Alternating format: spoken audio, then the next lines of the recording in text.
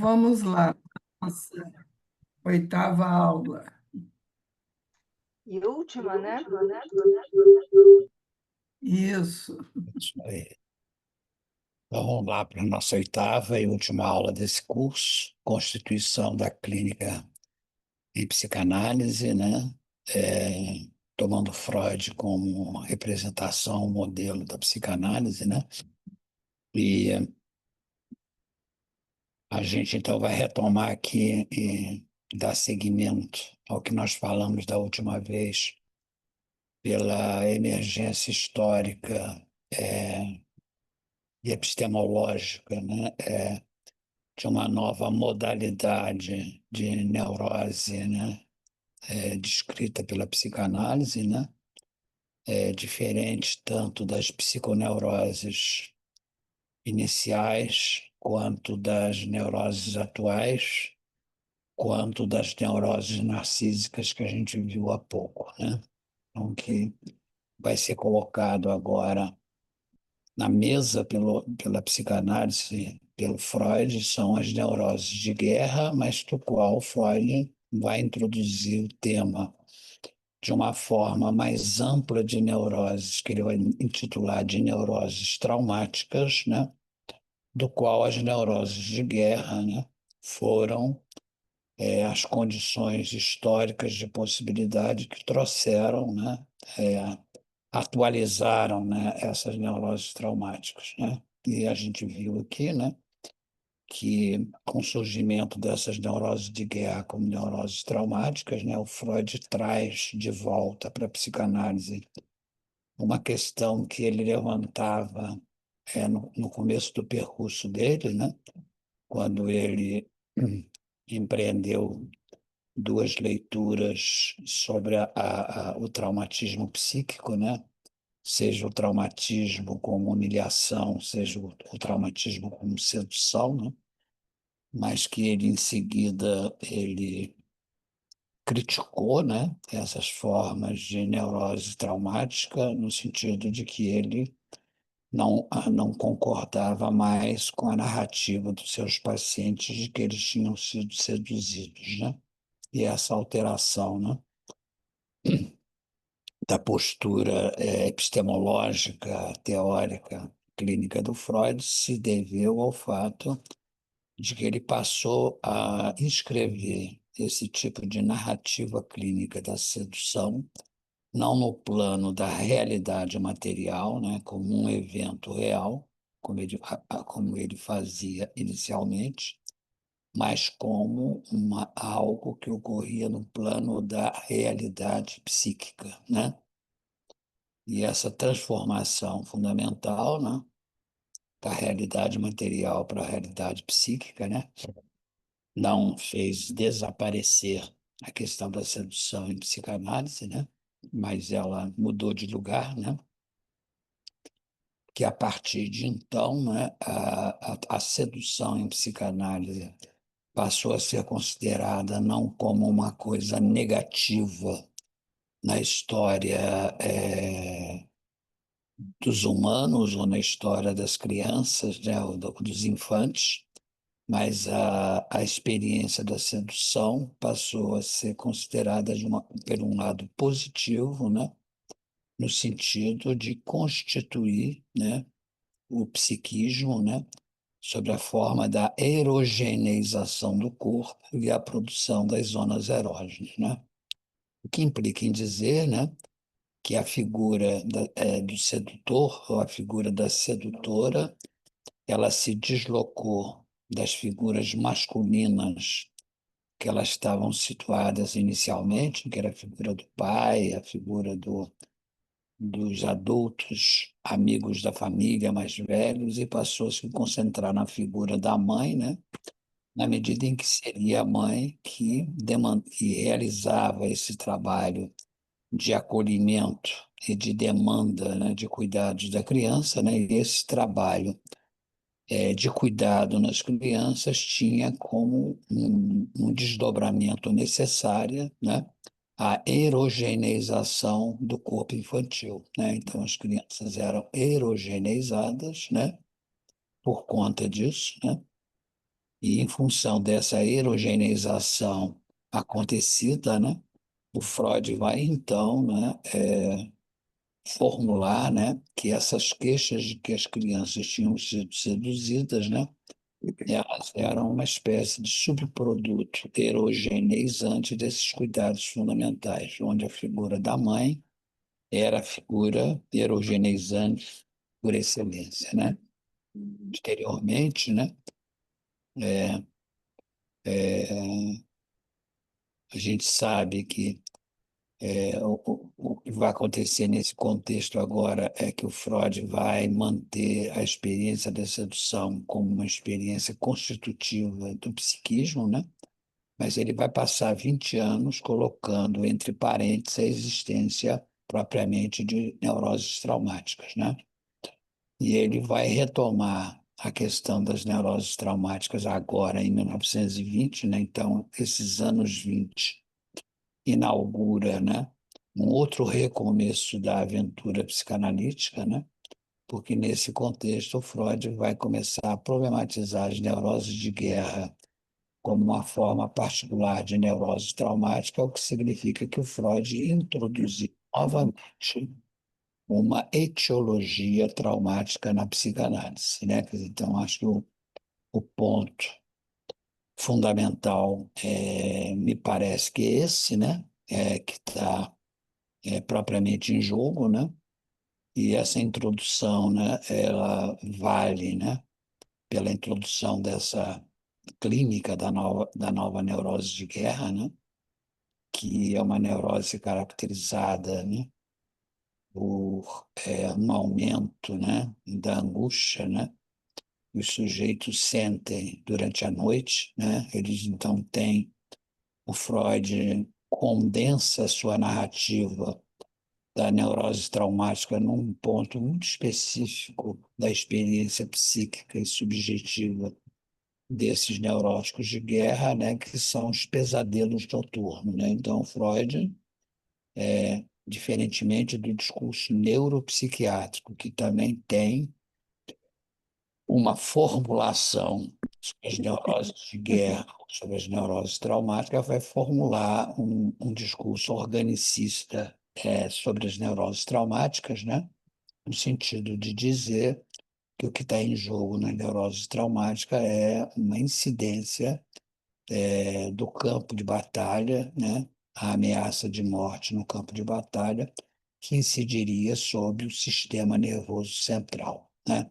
Então, o encéfalo seria o ponto capital onde a neuropsiquiatria empreenderia a leitura dos sintomas que apareceriam no caso das neuroses de guerra, né?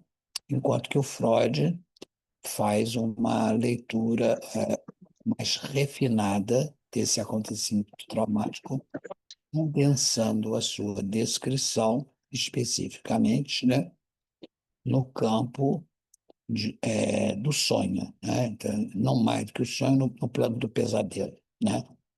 Então, o que o Freud está dizendo, né, que o sujeito é tomado por uma experiência de neurose de guerra, né?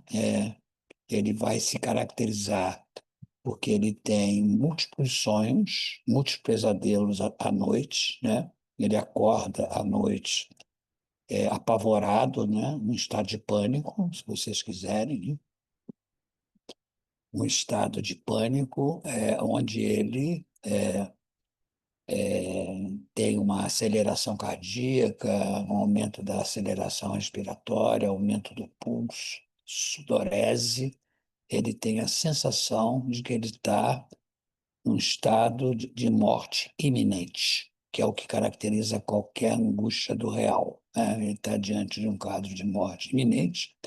Então, esses sujeitos tomados pela neurose de guerra acordam diversas vezes durante a noite, assaltados por esse tipo de experiência, né? No plano do real, né?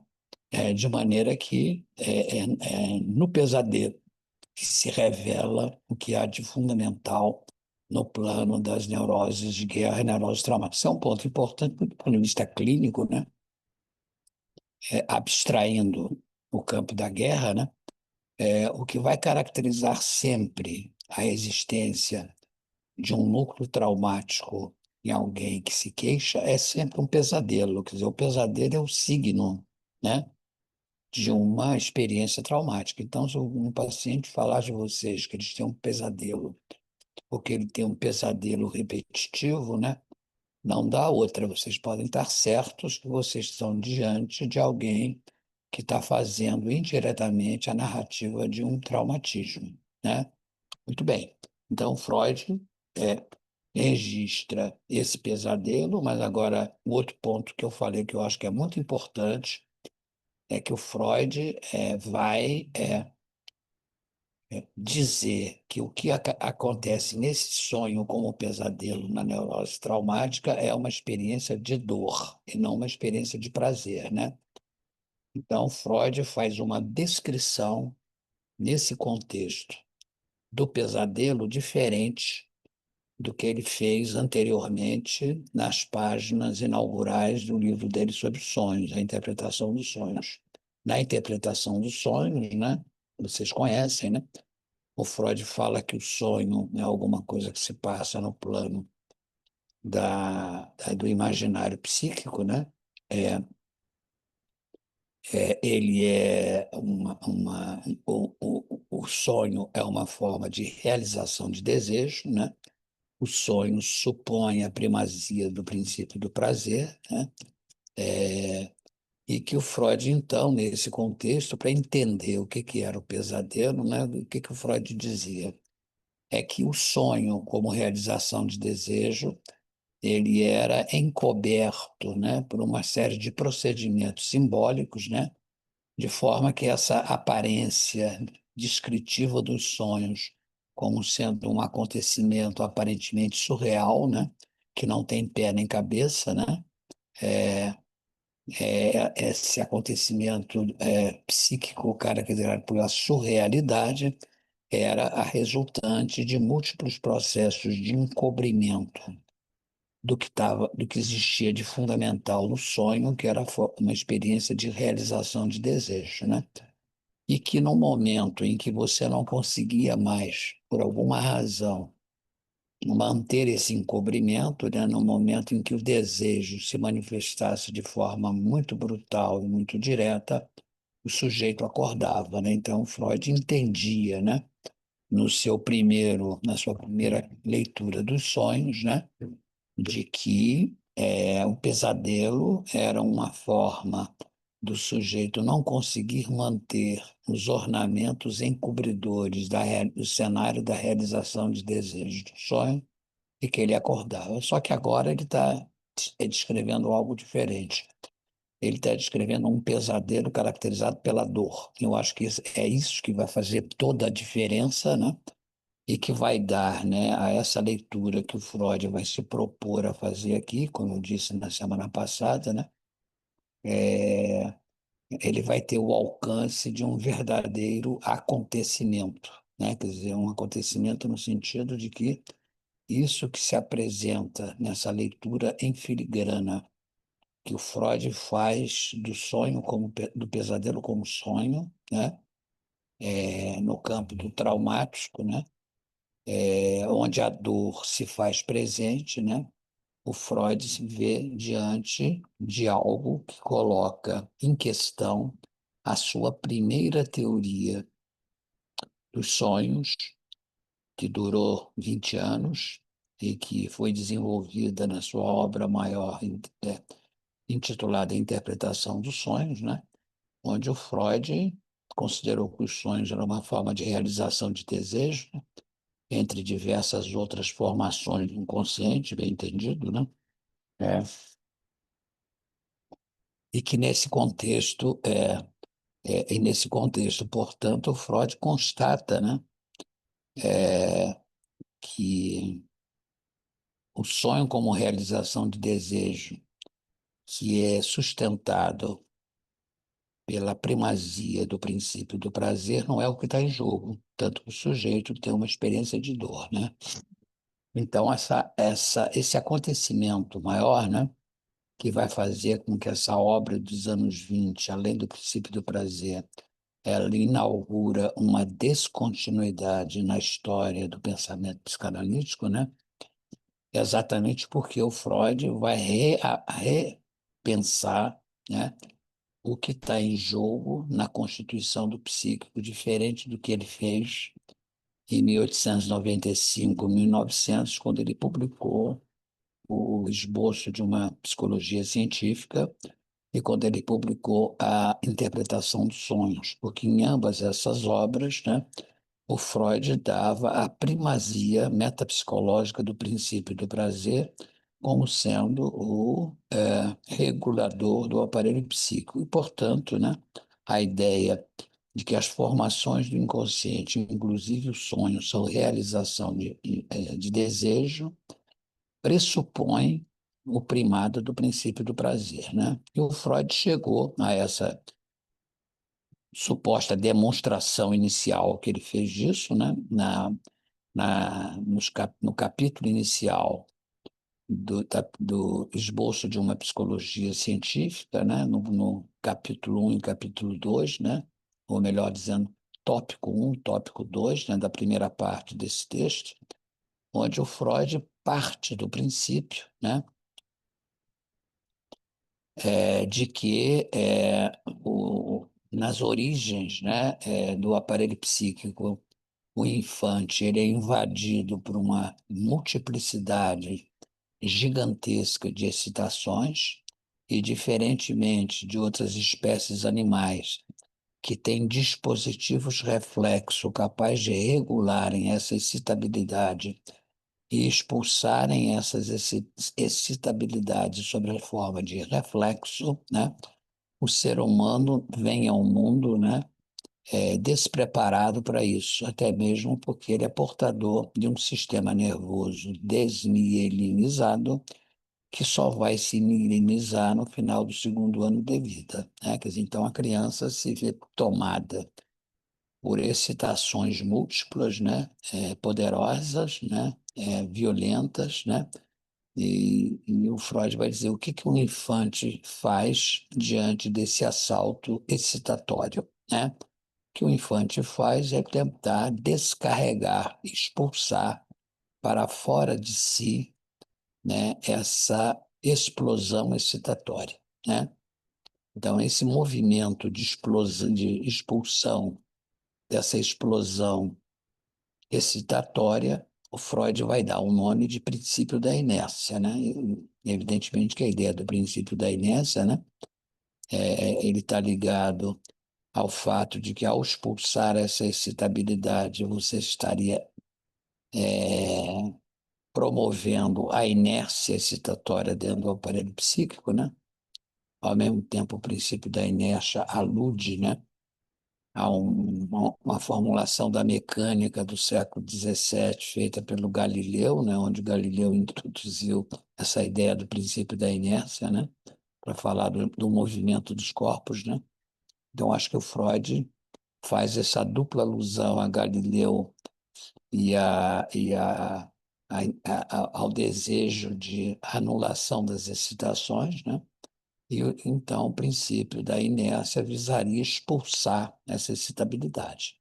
Então, supostamente, o sujeito se apaziguaria dessa maneira, né? Porque ele apagou a excitabilidade. Mas aí diz o Freud, bem, mas essa expulsão dessa excitabilidade faz com que o vivente fique completamente desenergizado, né? E ele não tem a matéria-prima necessária para a manutenção da vida, né? Então, Freud vê que essa solução, né, não é uma boa solução, porque se essa solução leva à morte do organismo, né, ou do psiquismo, essa não é uma boa solução para lidar com essa condição de urgência da vida, que é essa pleiade de explosões excitatórias iniciais. Então, Freud faz uma retificação do princípio do nirvana, né? Do princípio da inércia, perdão. e ele institui o que ele vai chamar de princípio da constância, né? O que é o princípio da constância? É que o sujeito expulsa uma parcela das excitações, né, que o atordoam, mas mantém uma parcela dessas excitações que é a energia necessária para ele continuar vivo, né? Quer dizer, então, esse princípio da constância é que você mantém uma quantidade ideal de excitação dentro de si como condição de manter a vida operante, né? Mas você expulsa uma parcela dela, né? Então, Freud, portanto, transformou por essa retificação o princípio do nirvana, o princípio da inércia em princípio da constância, e falou que o princípio da constância seria a base da oposição entre prazer e desprazer, né? Quer dizer, onde o desprazer, né, seria onde você poderia evidenciar, né, o aumento de intensidade, né, fonte de desprazer, portanto, e onde você, ao expulsar, né, ao ter o movimento de expulsar essa excitabilidade, você instituiria a experiência do prazer, né? Então, o psiquismo, né, seria, oscilaria entre os polos do prazer e do desprazer, né? E o Freud, ao fazer isso, ele está tomando o pensamento pragmatista anglo-saxônico, né? É, que pensava exatamente que as bases da vida eram baseadas exatamente na tensão entre o prazer e o desprazer, tanto nos indivíduos quanto nas sociedades, né? De forma que, quando se pensava a partir daí a construção do sistema prisional, né, que o sistema prisional era uma forma de você submeter os criminosos a um desprazer como uma forma deles pagarem as penas pelos males que eles provocaram à sociedade, né? Então, o Bentham, né, que é o autor que formulou essa ideia, né? O Freud foi leitor do Bentham, foi leitor desses autores pragmatistas ingleses, né? Freud, então, está se valendo das categorias, provavelmente, desses autores. Pois bem, então essa teoria do Freud, né, ela funcionou esses 20 anos, né, é, e de uma maneira plena, né, é, e a psicanálise trabalhou encarando os sonhos apenas dessa perspectiva, né? Então, quando Freud se defronta com uma forma de sonho como pesadelo caracterizado pela dor, né? Ele é obrigado a dizer que a sua solução inicial que ele deu para o problema dos sonhos, né, problema da relação entre a excitabilidade e o princípio do prazer e desprazer, ou o princípio da constância, essa solução tinha alguma coisa de errado, né? Então ele vai dizer, né? Ele vai fazer uma autocrítica da sua solução inicial, né? Essa autocrítica vai aparecer no Freud em 1924, né? Na obra intitulada O Problema Econômico do Masoquismo, né? Onde o Freud vai dizer textualmente que, quando ele formulou que no início da vida o que existia era o imperativo do princípio do prazer, desprazer, do princípio da constância, ele teria errado, né? O que quer dizer que, para ele, o princípio da constância, o princípio do prazer, desprazer, não seriam mais primários, mas seriam secundários no interior do psiquismo, né? E que haveria um princípio primário anterior, né? Que é aquele princípio que ele tinha descartado ao descartar o princípio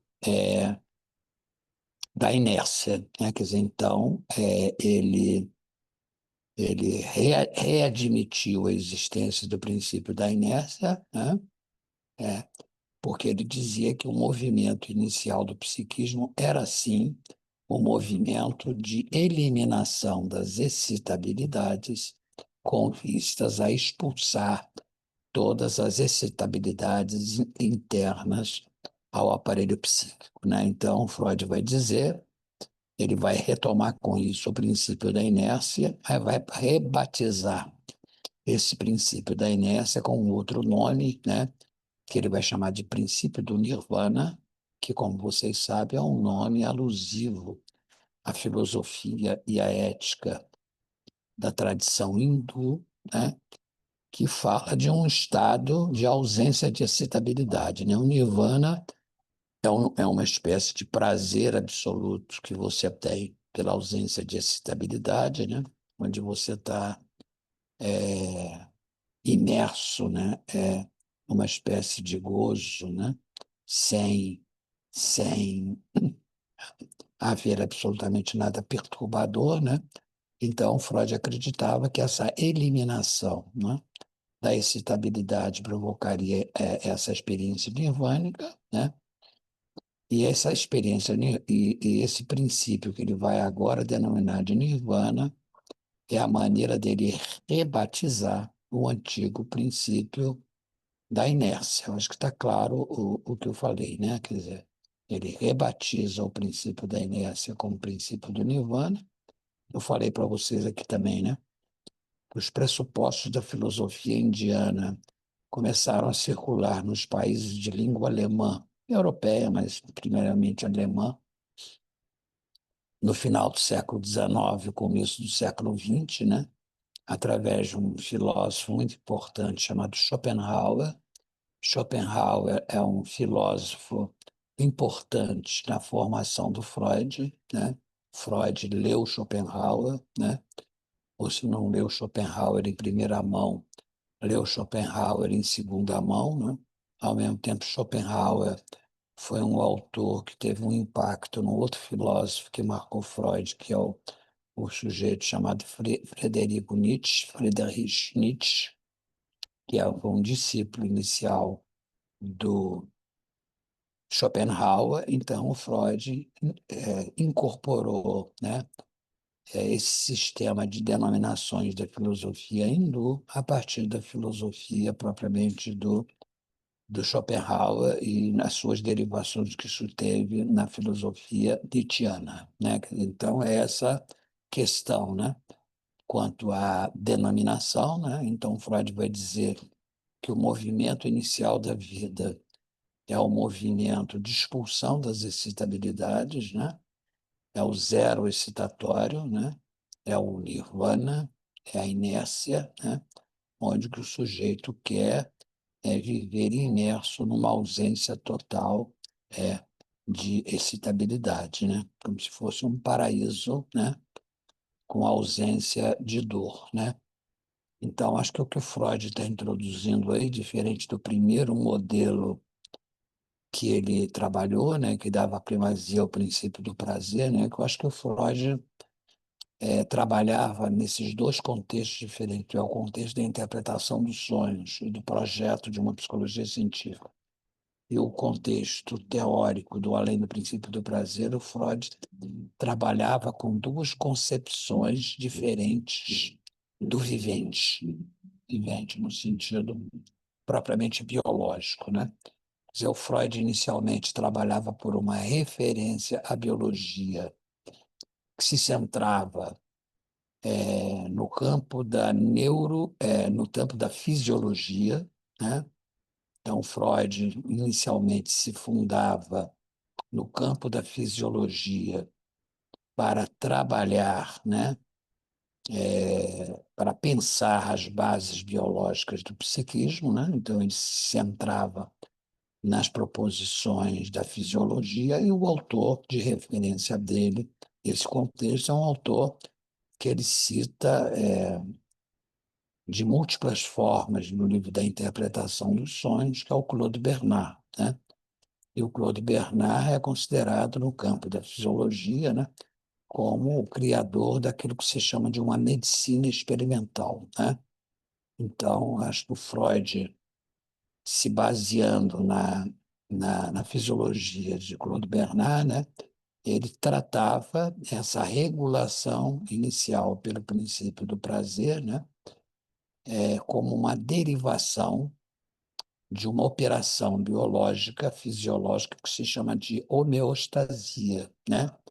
Isto é, haveria uma espécie de regulação biológica entre os polos do prazer e do desprazer, de forma que, se o desprazer aumentasse, né, o- você promoveria uma diminuição do desprazer pela descarga para estabelecer, naquele momento, uma experiência positiva do prazer, né? Então, Freud trabalhava nesse primeiro contexto com um modelo propriamente homeostático, né?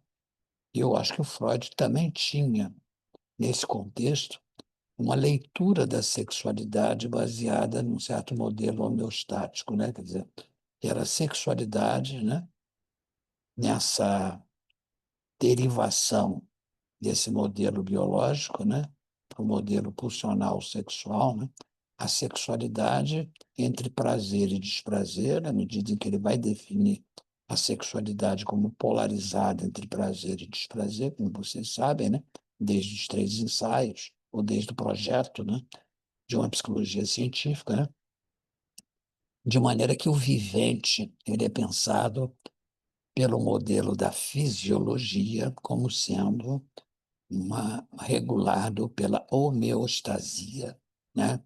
Entretanto, quando Freud critica essa primeira concepção dele,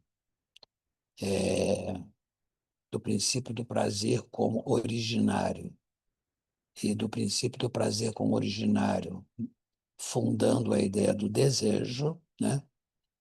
Ele vai mudar e, ao mesmo tempo, de dizer que existe, na verdade, nos primórdios, né, a presença do princípio do nirvana ou do princípio da inércia, né? A revisitar o princípio da inércia, o que Freud está dizendo, né, é que existe nessa eliminação dessa excitabilidade, né, algo no vivente e no psiquismo que vai estar articulado à ideia de morte, né? Quer dizer, a ideia de morte que o Freud afugentou de uma maneira apressada, talvez, no começo do percurso dele no projeto, o Freud a readmite a partir dos anos 20, né? Porque o Freud, nesse contexto, ele revisita uma outra concepção da vida diferente da fisiologia do Claude Bernard, já que ele agora está se baseando numa concepção anatômica, né, da anatomia patológica de Xavier Bichat, né? Então, Freud aqui ele está se baseando na biologia do Xavier Bichat, que, como talvez alguns de vocês saibam, né, a anatomoclínica de Xavier Bichat, ele é fundador da clínica moderna, como Michel Foucault sustentou naquela obra dele, chamada Nascimento da Clínica, né? Então, o Nascimento da Clínica, né, que é uma obra magistral do Foucault, mostra a constituição da ideia de anatomoclínica, né? E anatomoclínica quer dizer que toda e qualquer doença supõe a existência de uma lesão, não é uma lesão de órgão, mas é uma lesão de um tecido, né?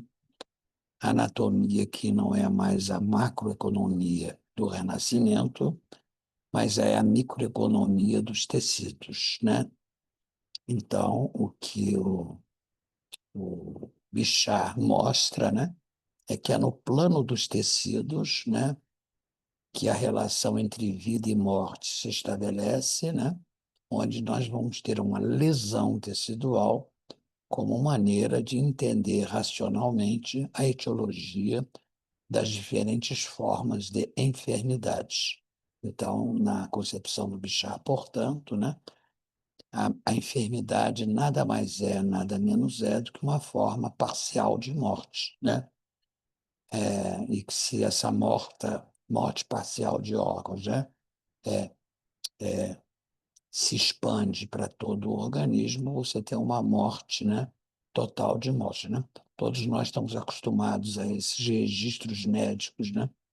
Se faz quando alguém morre, né? É onde a gente escuta da equipe médica a causa-morte de alguém que diz assim, houve um colapso de todas as funções vitais. Esse colapso de todas as funções vitais quer dizer uma generalização das lesões teciduais, certo? Né? Então, o, o que o Freud está fazendo ao retomar essa leitura anatômico-histológica do Bichat, anatomoclínica, né? É nada mais, nada menos colocar na origem da vida não um princípio da vida por si só, né? Mas o Freud está colocando um conflito entre morte e vida na origem da vida, né? Quer dizer, enquanto que na primeira concepção do Claude Bernard, baseada no princípio da homeostasia, né? Aquilo que orientava o pensamento do Freud, né?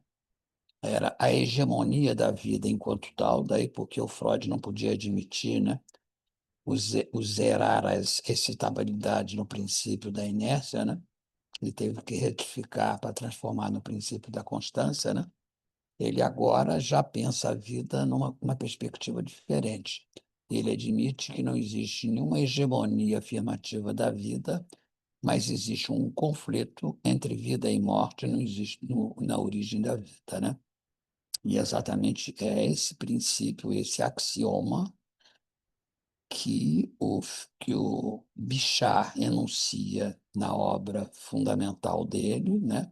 Quando ele formula de uma maneira interessante a ideia de que a vida é o conjunto de forças que lutam contra a morte. Então, quando você diz que a vida é o conjunto de forças que lutam contra a morte, isso quer dizer que o conflito entre vida e morte atravessa a condição do vivente, né? O vivente é atravessado, né, por um conflito permanente entre vida e morte, e quando a morte momentânea ou duradouramente prevalece sobre a vida, nós estamos doentes ou nós morremos, né? Então é esse conflito entre vida e morte, né, que aparece destacado na biologia anatomoclínica de Xavier Bichat, né? Esse conflito entre vida e morte, né? De maneira que a expulsão da excitabilidade é um trabalho da morte e a manutenção da excitabilidade é um trabalho da vida, né? Então, essa tensão entre vida e morte marca o vivente, né? Então, Michel Foucault, nessa obra dele, né? Nascimento da Clínica, vai mostrar a importância ontológica da medicina moderna, né? Porque eu acho que através dessa formulação do Xavier Bichat, né? Que pensou que a vida é o conjunto de forças que lutam contra a morte, né? O Bichat colocou a morte ali como o polo opositor ao polo da vida, né? Então, nessa medida, né, para dar a isso uma certa dignidade filosófica, se vocês quiserem, né, o que o discurso da biologia do Bichat introduziu no campo da filosofia moderna como uma questão para ser pensada pela filosofia moderna, né, é o fato de que nós, humanos, ou nós, seres vivos, independente se somos humanos ou não, somos marcados por aquilo que se chama de finitude.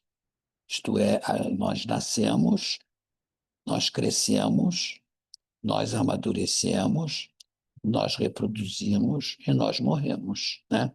Então, esse ciclo da vida, né?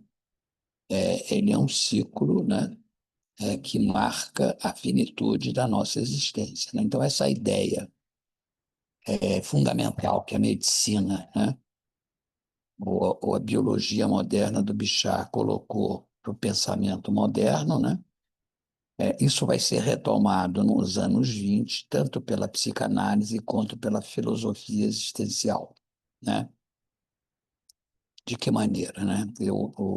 Segundo Foucault, né?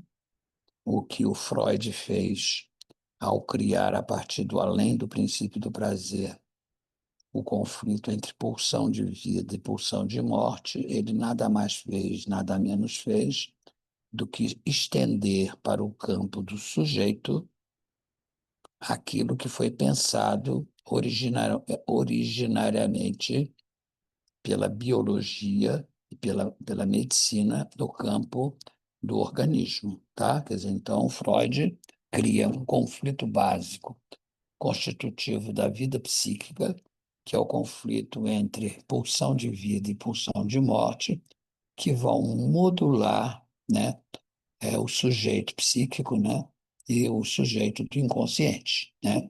Em seguida, né, 1927, né, a filosofia existencial, através da ontologia do Martin Heidegger, ele vai formular uma tese que também vai dar uma versão filosófica da finitude, né? Ao dizer que aquilo que caracteriza nós humanos, né? É o que ele chama de Dasein, né? É o ser jogado no mundo, né? É o fato de que a única certeza que nós temos é que nós vamos morrer, né? Que a nossa vida tem uma finitude, né? Então, a descoberta da finitude da vida, daí haver uma certa proximidade, né, entre a filosofia do Heidegger e algumas teses da psicanálise, né? Eu acho que é por conta dessa questão da finitude, né? É o fato de que o Heidegger dizer, né, que nós descobrimos que nós somos finitos em algum momento da vida, né? De que num certo momento da vida nós vivemos alienados dessa questão da nossa mortalidade. Mas o momento que a gente descobre a nossa mortalidade, né? Essa passagem para a assunção da nossa mortalidade, a nossa finitude, né? É o momento em que nós somos tomados pela angústia. A angústia, portanto, daí a proximidade com a psicanálise, né? É aquilo que faz com que nós descobramos a nossa mortalidade, né? De forma que, ao descobrir a nossa mortalidade, né, através da angústia, nós sabemos que nós vamos morrer algum dia, né? Então, nesse sentido, né, é que o Heidegger vai formular essa tese, né, vai formular a tese de que o Dasein humano, né, ele é marcado por esse movimento em relação à morte, né? Quer dizer, né? Então, vocês veem que tanto Freud quanto Heidegger, no campo do sujeito do inconsciente e no plano do ser, Freud e Heidegger retomaram a tese do Bichat, né? E deram a isso, né, uma pertinência, né, filosófica, no campo do sujeito e no campo do ser, né? Quer dizer, então essa transformação, né, Freud faz através do Bichat, né, já tinha sido anotado em 1936 por um autor importante na história da psicanálise que chama Jacques Lacan, que num texto dele chamado Além do Princípio da Realidade, que é um texto de 1936, né? É o texto de abertura dos escritos do Lacan, né? Em determinado momento, o Lacan diz com muita propriedade que a formulação do Freud da existência de uma pulsão de morte advém de que o Freud retomou como modelo do vivente o modelo da biologia do Bichat, tá? Quer dizer, então Freud entendeu, o, o Lacan entendeu perfeitamente não só a importância da tese da pulsão de morte, como ele entendeu também que essa tese ela se constituía a partir desse pressuposto fundamental, né, da biologia do bichar. Daí o Freud formulou a ideia de uma pulsão de morte, né? Então, o que nós vimos aqui, né, agora começando a tirar algumas consequências desse caminho que eu retomei, que estou mastigando, também que a gente disse na vez passada, né, é que o Freud, nesse contexto, né, ele ele faz no capítulo 2 ou 3 do Além do Princípio do Prazer, uma espécie de mini genealogia da história da psicanálise, né, ou da história da prática psicanalítica, melhor dizendo, ou uma genealogia do tratamento psicanalítico, né, onde ele diz assim que a psicanálise começou inicialmente como uma prática da interpretação, né? Em seguida, a psicanálise se transformou numa analítica das resistências. E, na atualidade, aquilo que caracteriza a clínica psicanalítica é o fato irrefutável da existência da repetição, né? Então, vocês veem que, se no início da psicanálise, que é o contexto inaugural, sistematizado na interpretação dos sonhos, né, o Freud começou a problematizar a psicanálise como o campo da interpretação, como a hermenêutica do desejo, né? Em torno dos anos 10 e diante dos impasses de que a interpretação pudesse suspender as barreiras do recalque, o Freud começou a se defrontar com a questão da resistência, né? É um momento em que ele vai a problematizar a questão do eu em psicanálise, né? Entre os anos 10 e os anos 15, né? Com a questão do narcisismo, né? E agora, nesse contexto dos anos 30, né? Dos anos 20, perdão, o Freud se vê diante do fato de que aquilo que se impõe como questão no campo psicanalítico das neuroses traumáticas é a questão fundamental da repetição, o que quer dizer que a matéria-prima do tratamento psicanalítico, ou da prática psicanalítica, do ponto de vista eminentemente clínico, é operar através da repetição, né? E nesse sentido, né,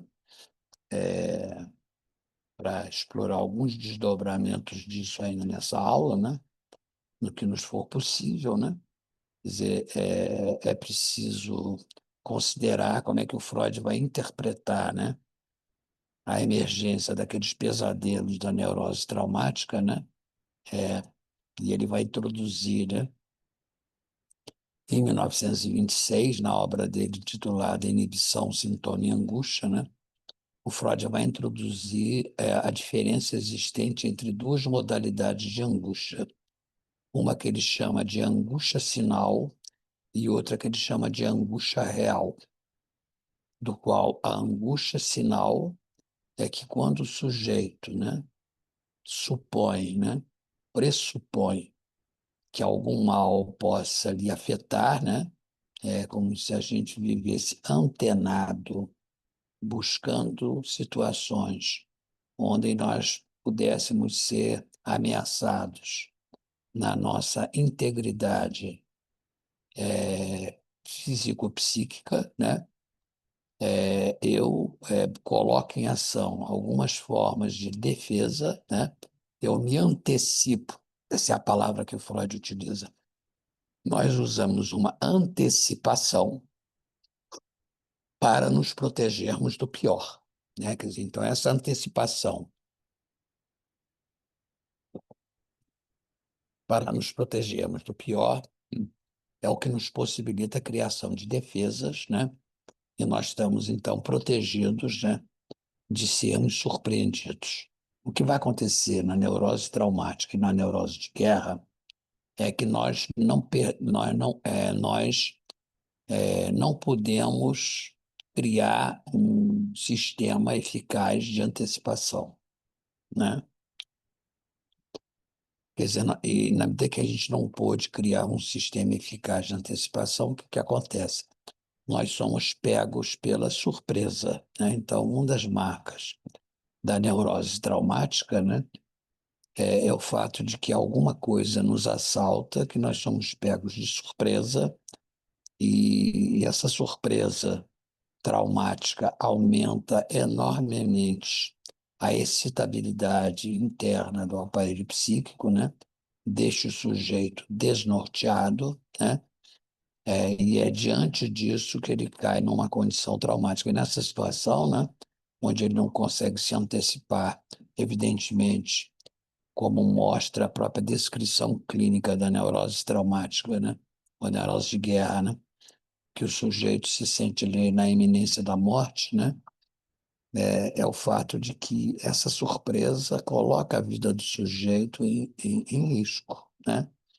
Então, nas condições de guerra, onde o sujeito vive em vários momentos a ameaça dele ser morto, ou vê ao mesmo tempo muitos companheiros de batalhão serem mortos, né? O sujeito é tomado, né, pela impossibilidade de antecipar ao pior, de maneira que aquilo que aparece sintomaticamente como aumento da excitabilidade nos sonhos traumáticos nada mais é, nada menos é do que o último momento que o sujeito registrou na sua memória daquilo em que ele foi pego de surpresa por um evento traumático, que se transformou num acontecimento traumático, né? Então, o Freud, então, vai... E aí eu acho que está talvez a genialidade teórica e clínica do Freud, quando ele vai problematizar a questão da repetição, né? É que ele vai dizer que a repetição é uma tentativa de solução de uma experiência traumática, né? Isto é, o que o sujeito faz repetindo a experiência traumática, né? Sentindo dor, como a gente viu, né? É que ele está, ao repetir essa experiência uma, duas, 1000 vezes, 10.000 vezes, infinitas vezes, o que ele está fazendo pela repetição é se habilitar a se antecipar a essa experiência traumática, né? Então, o Freud vai pegar a experiência da repetição, que está no fulcro da experiência psicanalítica, né? E vai dizer que a compulsão à repetição é a maneira pela qual o psiquismo tenta, né, tenta superar, tenta ultrapassar um evento traumático propriamente dito, né? Quer dizer, então, Freud vê na repetição, né, uma possibilidade de solução de um evento, de um acontecimento traumático, né, onde ele vai tentar reverter, né, uma situação violenta para ele, né? Quer dizer, então, por mais que possa ser monótono ou entediante, às vezes, para os analistas escutarem as repetições dos seus analisantes, né? É bom que a gente nunca perca de vista que, através dessas repetições, que o analisante está tentando fazer é encontrar um caminho para simbolizar uma experiência traumática que ele não pôde se antecipar quando ela lhe aconteceu, tá? Quer dizer, então, o que o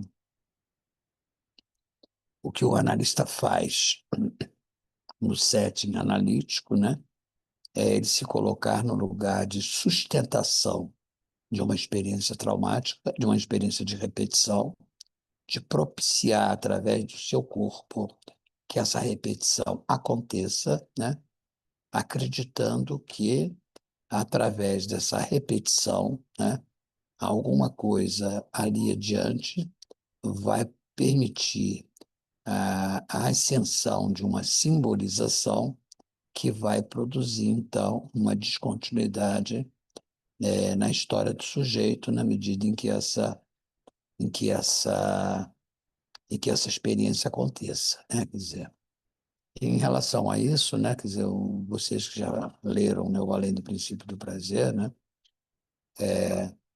o Freud, ou se não leram, eu vou introduzir aqui alguns tópicos que são de interesse para o que nós estamos discutindo agora, né? o primeiro aspecto que eu acho importante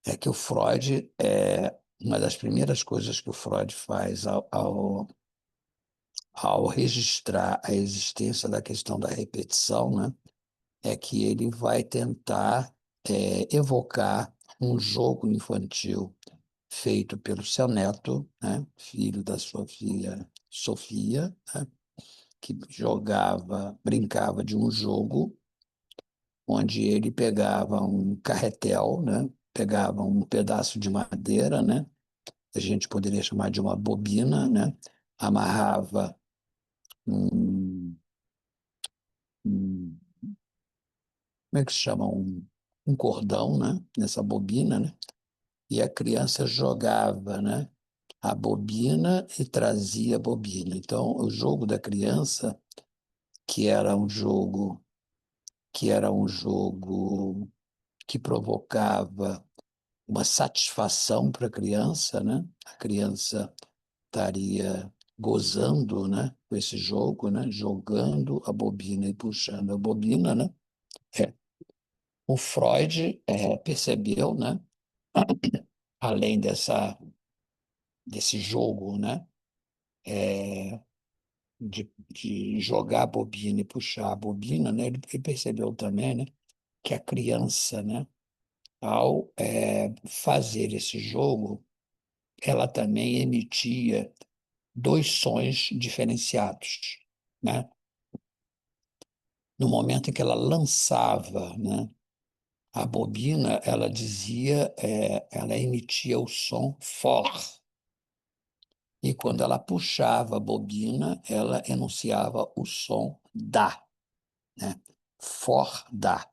Então, esse jogo infantil, né, ele ficou conhecido na memória da história da psicanálise como sendo o jogo do for-da, né? Então, esse jogo do for-da, ele é muito elucidativo da maneira pela qual o infante sai da situação traumática, né? E a situação traumática aí tem um contexto muito específico, que é o contexto da separação da mãe, né? É a experiência do desmame infantil, um desmame infantil, que, como vocês sabem, é também um desmame da mãe, né? Que a criança é desmamada, mas a criança também desmama a mãe, né? Então, esse momento, né, em que a criança perde a mãe, que é sempre inicialmente uma experiência vivida pela criança negativamente como abandono, né? É, desamor, né? Ela é jogada ao seu desamparo fundamental, né? O que acontece, né, na interpretação que vai ser sugerida, né, é que o momento em que a criança consegue transformar essa perda dolorosa num jogo, né, quando ela consegue brincar com o infortúnio, né, quando ela brinca com o infortúnio, o que que ela está fazendo? Ela está saindo da posição passiva de quem foi abandonada, né, para uma posição ativa onde é ela que abandona. Isto é, quando a criança pega a bobina com o carretel e joga adiante, essa bobina, esse pedaço de madeira, ele simboliza o corpo da mãe. Então, o que a criança está dizendo é o seguinte: olha, eu jogo você, mando você embora e trago você de volta quando eu quiser. Então, a criança está se deslocando de uma posição traumatizante passiva para uma posição de superação traumática ativa, através de lançar essa bobina, né? Então, há um jogo aí do Fordá, evidentemente que essa dimensão do jogo do Fordá, o Freud está descrevendo tanto o jogo do Fordá quanto essa oposição sonora, né? Acho que no futuro da psicanálise, né, os autores winnicottianos vão se fixar na dimensão do jogo apenas, né?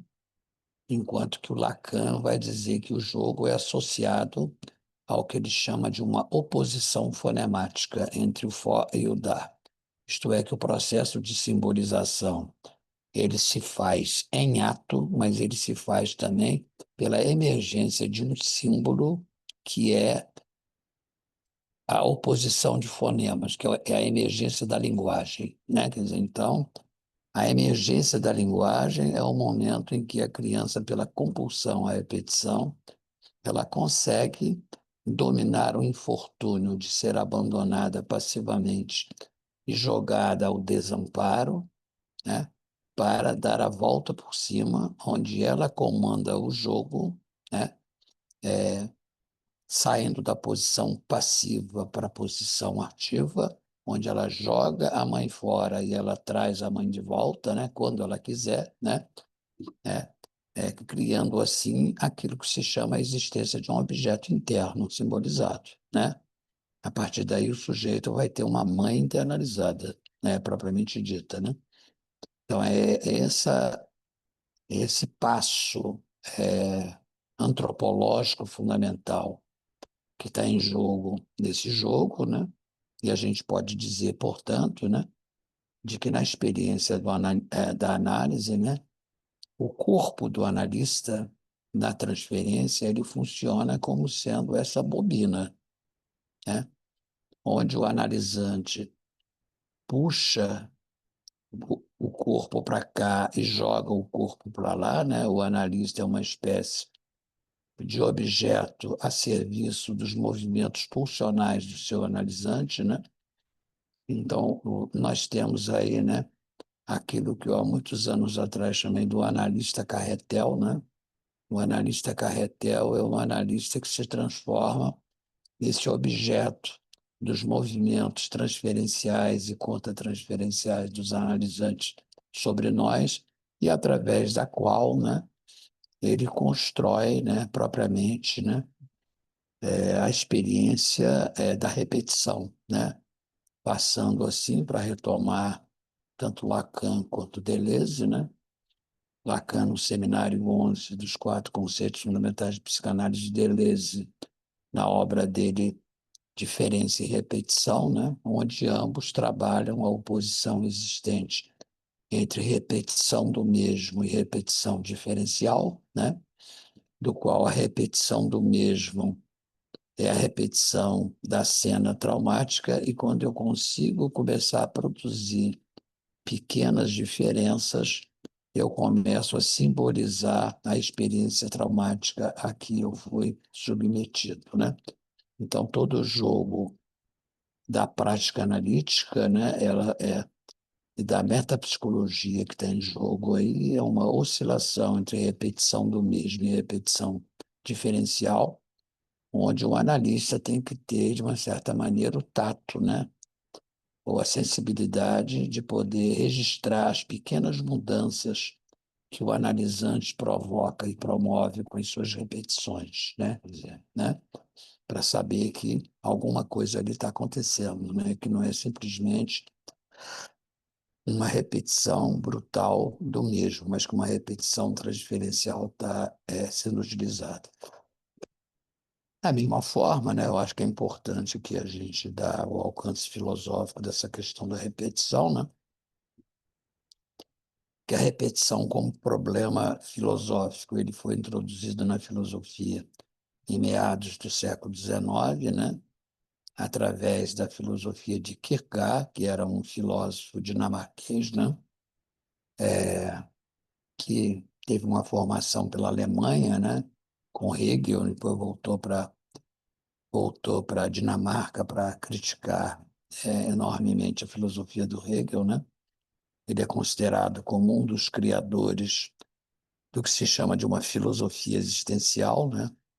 Então, foi o Kierkegaard que introduziu na retórica filosófica o termo de repetição, né? Então, Deleuze, na obra dele, Diferença e Repetição, ele anuncia isso, né? De que a introdução da questão da repetição no campo do pensamento moderno foi o Kierkegaard.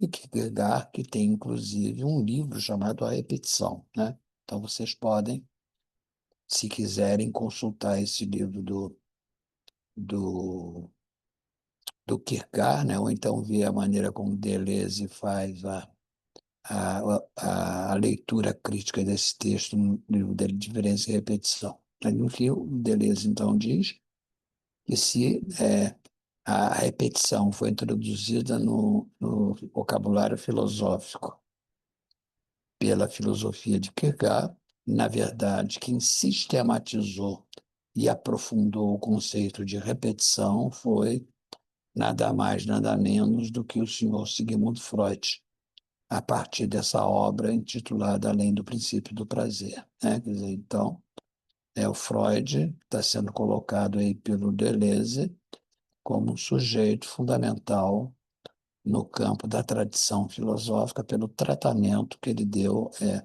propriamente a questão da repetição. E eu acho que em relação a isso é preciso também sublinhar, né, um ponto fundamental que está presente nessas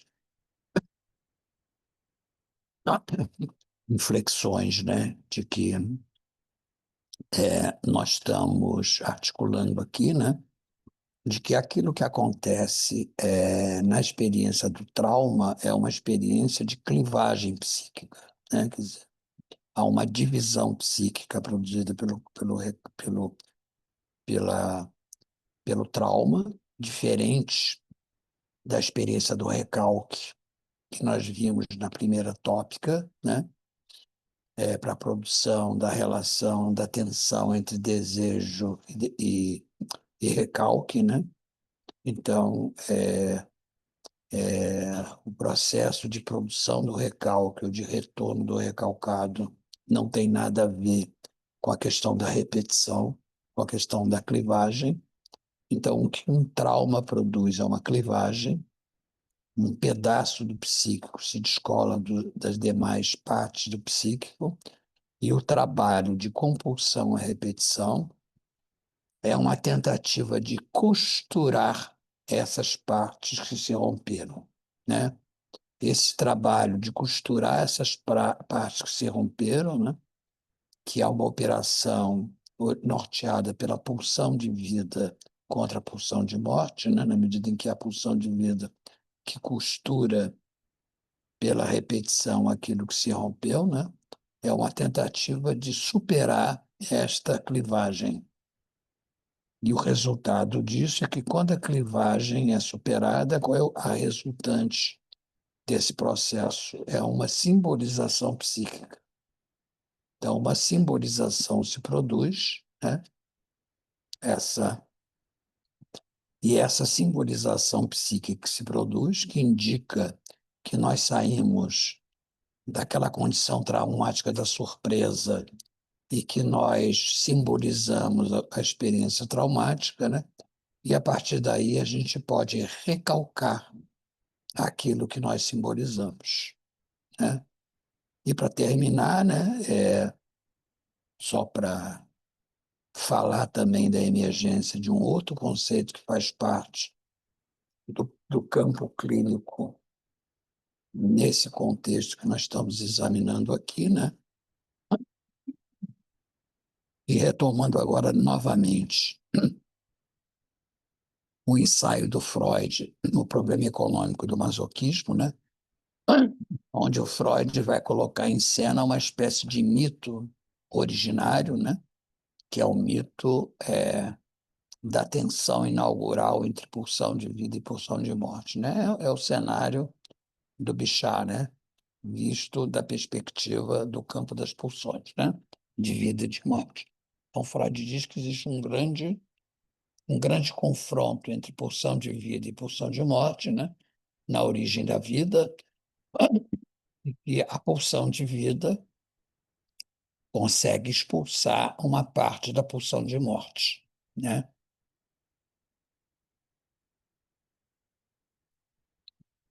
Então, essa parte da pulsão de morte que foi expulsa pela pulsão de vida vai gerar aquilo que o Freud vai chamar do sadismo e da pulsão de destruição. Então, o Freud, nesse contexto, ele está criando uma coisa que ele nunca trabalhou na primeira parte da obra dele, que é uma teoria da agressividade em psicanálise, né? Então, o Freud está dizendo que nós somos agressivos para mantermos a nossa autoconservação, né? Nós precisamos ser agressivos sob a forma da pulsão de destruição, né? Que nós expulsamos a pulsão de morte pela pulsão de vida, né? Então, a agressividade humana, ela é resultante dessa expulsão e que nós somos agressivos em nome da autoconservação. Por outro lado, o Freud vai dizer também que nós não conseguimos expulsar toda a pulsão de morte. Uma parte da pulsão de morte permanece presente dentro do psiquismo, né? E essa pulsão de morte que fica presente dentro do psiquismo vai ser neutralizado e erogeneizado pela pulsão de vida, de forma a constituir aquilo que o Freud chama de masoquismo erógeno, né? Então, nós estamos aí diante de um masoquismo primordial que se desdobra depois no sadismo e na pulsão de destruição, e nós temos, por outro lado, né, esse masoquismo que se erogeniza pela forma de regulação da pulsão de morte pela pulsão de vida, né? De maneira que a gente tem dentro de nós uma marca masoquista fundamental, né? De maneira que toda a clínica do Freud, a partir desse contexto, da segunda tópica, da segunda teoria das pulsões, é uma clínica centrada, que a gente poderia dizer, dos destinos do masoquismo. O masoquismo é aquilo que vai estar presente como forma de subjetivação nas diferentes construções metapsicológicas, seja da ordem da neurose, da psicose, da perversão ou dos estados limites. O masoquismo vai estar sempre presente como marca dessa, seja da pulsão de morte, seja do resíduo da pulsão de morte, que não consegue ser expulso pela pulsão de vida, né?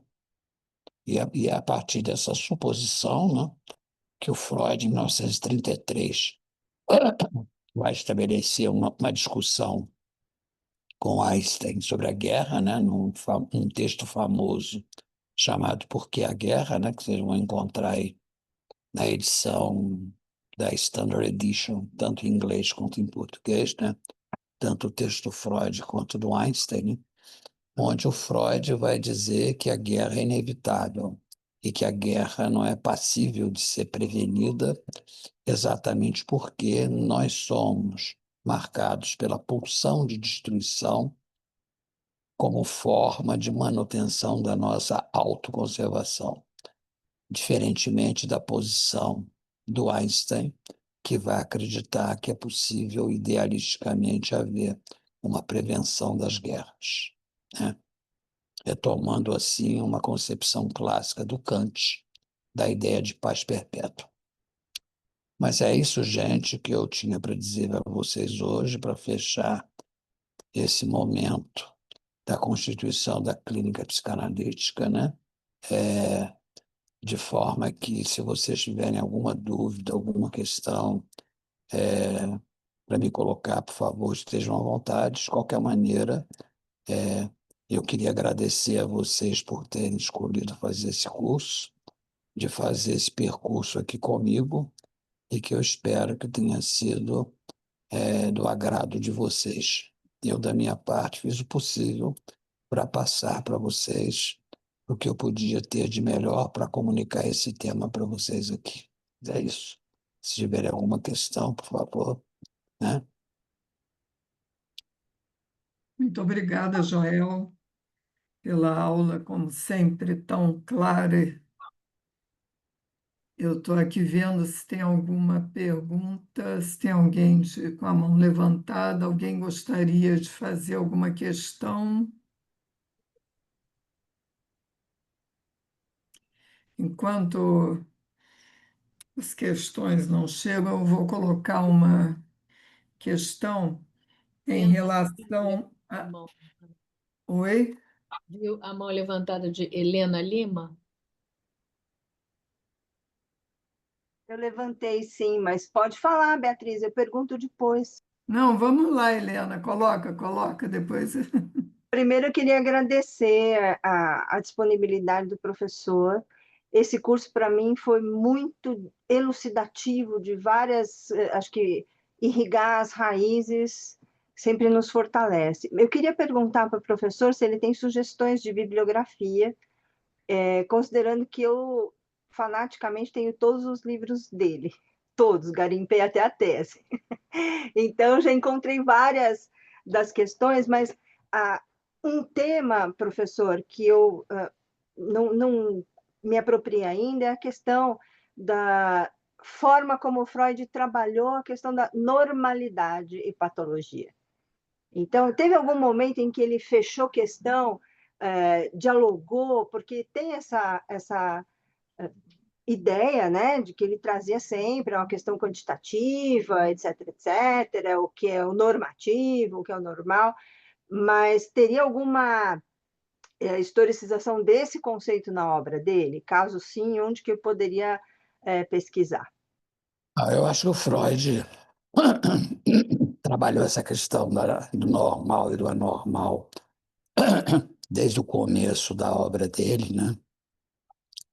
Na interpretação dos sonhos, né? Onde ele vai retomar a relação entre a normalidade e a normalidade, a normalidade e patologia, né? No sentido de que a patologia seria elucidativa da normalidade, né? Mas o Freud nunca foi um adepto da leitura da questão da normalidade. Muito pelo contrário, eu acho que ele quis desconstruir a oposição entre normal e anormal e patológico, né? Isso porque os processos ditos anormais ou patológicos sempre foram os canais pelos quais o Freud buscava elucidar o que se passava na constituição do sujeito, né?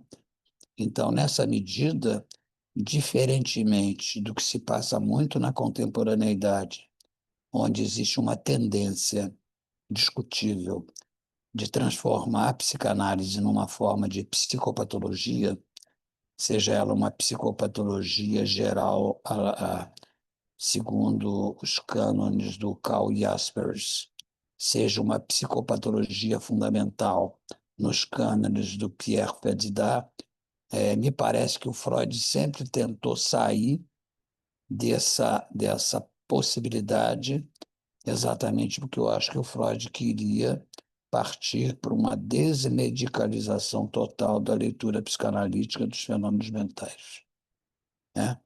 Mas, de qualquer maneira, eu acho que uma obra como a interpretação dos sonhos, e mesmo além do princípio do prazer, podem ser interessantes para você frequentar essas obras para buscar elementos para você poder discutir isso.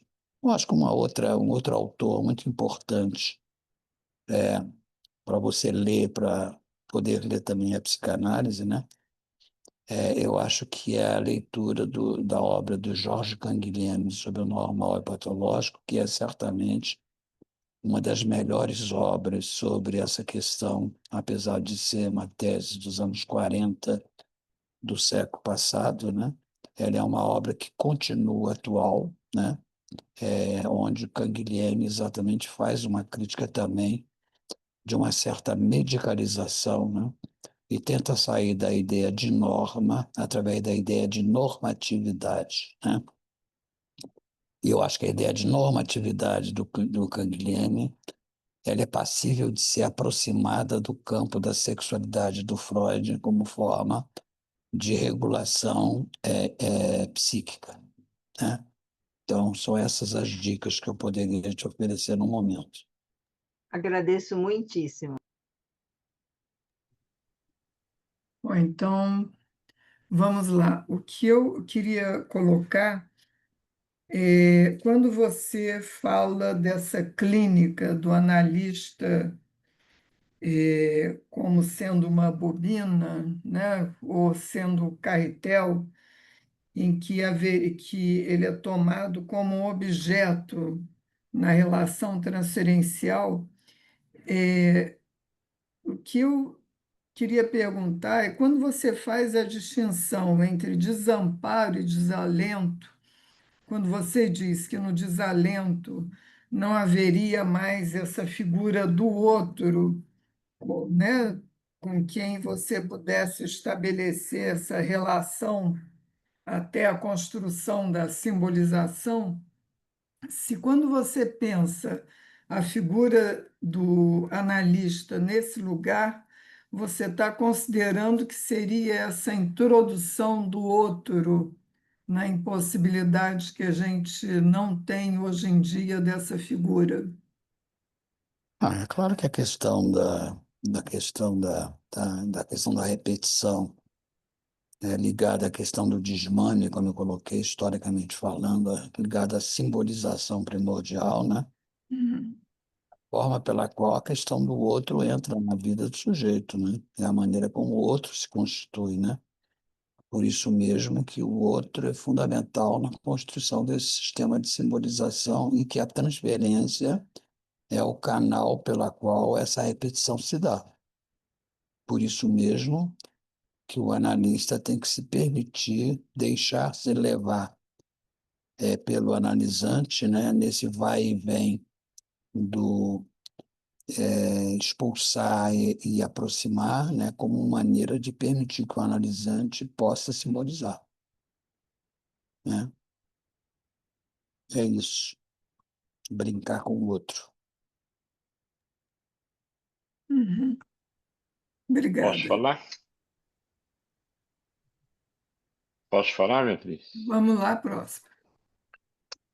Ô, Joel, eu imediatamente, quando nossa colega fez a pergunta sobre a normatização, eu pensei imediatamente nos 5 ensaios, né? Que eu acho que é onde é muito poderosa essa visão da não normatização, né? Na, Pessoal, na figura do perverso polimorfo, por exemplo, eu acho que é muito paradigmático, né? eu acho que quando Freud introduz a noção de perversão, perverso polimorfa, né, ele faz uma assunção, né, de que não existe sexualidade normal. Qualquer sexualidade é perversa, no sentido de que ela não visa reproduzir a sexualidade, visa promover gozo ou prazer, né? Então, nessa medida, a questão da... O Freud toca na questão da normalidade aí, né? E o Foucault, num curso que ele deu lá antes dele chegar no Collège de France, né, 66, que ele fez um primeiro curso, que foi depois publicado sobre a sexualidade, né? E ele registra nesse curso exatamente isso, né? O Freud provocou uma reviravolta ali no campo da sexualidade, no campo da epistemologia corporal, ao introduzir o conceito de que a sexualidade era literalmente perversa, né? Que não existe esse negócio de sexualidade normal. Por isso mesmo é que transformar a psicanálise numa psicopatologia é um desserviço que a gente faz à psicanálise. Então, né? É interessante ver, por exemplo, que na história da psicanálise brasileira, né? Onde a psicanálise brasileira foi incorporada aqui pelo pensamento psiquiátrico normalizador dos anos 30, né? Liga Brasileira de Higiene Mental, tinha um psicanalista brasileiro da época chamado Porto Carreiro, né? E o Porto Carreiro fazia exatamente uma leitura da sexualidade perversa polimorfa no sentido oposto do que nós estamos fazendo aqui. Ele dizia que as pessoas tinham que ser extirpadas da sexualidade perversa polimorfa, que ela era a fonte de todos os males do mundo. É isso. Isso é a normalização psicanalítica, né? Leiam Porto Carreiro, né? É isso. Que a IPA nadou de braçada nisso, né? Aí para não estou embraçado, com certeza, com certeza. Joel, muito obrigado pelo curso brilhante, como sempre. Joel, nós não temos Esperamos o alguém próximo. mais. Tá certo. Vou preparar um. Alguém mais gostaria de perguntar? Não temos ali nos nomes mais ninguém. Eu não gostaria de perguntar, gostaria de agradecer, Joel. Foi excelente o curso, como sempre, né? Mas esse realmente foi sensacional. E prepare o próximo para o segundo semestre. Tá Nós ótimo. vamos agradecer, viu? É isso. De qualquer maneira, eu quero agradecer a todos vocês por terem me acompanhado aqui. Foi um grande prazer estar com vocês nessas 8 aulas, né? Certamente a gente vai se encontrar no futuro mais uma vez. Um abraço, ou muitas vezes. Até. Obrigado, Joel. Tchau. Obrigada, Joel. Boa noite. Noite, obrigada.